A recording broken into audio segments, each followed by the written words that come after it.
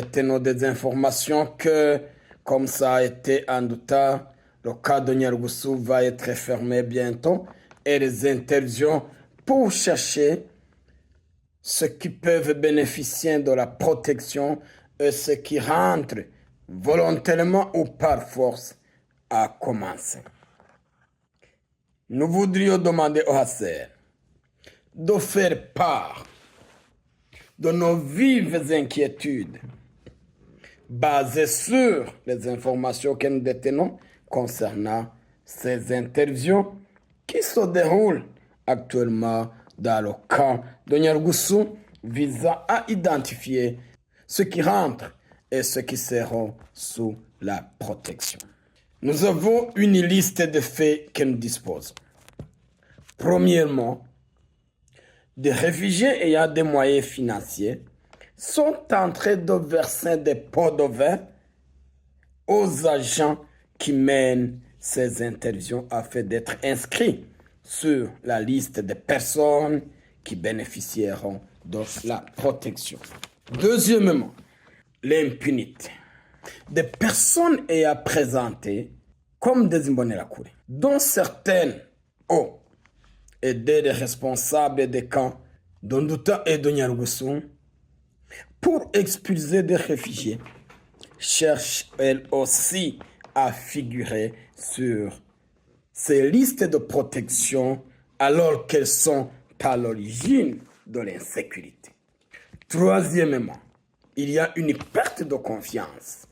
De nombreux réfugiés sachant qu'ils ne peuvent pas retourner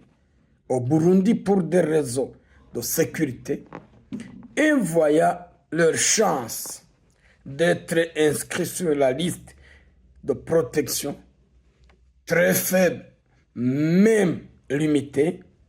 ont commencé à fuir vers les pays frontaliers de la Tanzanie. C'est à partir de ces faits que nous avons formulé une liste de demandes. Nous demandons au HCR et à l'immigration tanzanienne de superviser directement ces interviews, de pêcher s'ils le font leurs propres observateurs impartiaux sur chaque site d'interview, de faire un suivi rigoureux de la préparation de ces listes, qu'un contrôle approfondi même soit effectué avant de valider la liste des personnes qui bénéficieront de la protection, afin que on évite que les auteurs de crimes s'y trouvent. Troisièmement, de faire une communication claire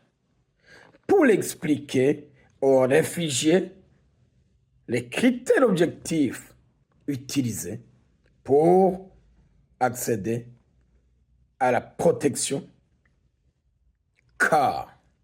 le manque d'informations alimente la corruption et la peur. Pour terminer, nous demandons aux organisations de la société civile dont nous faisons membres,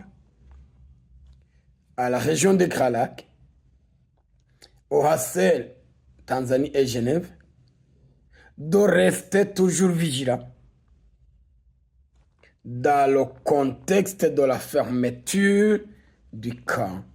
de Nyarugusu.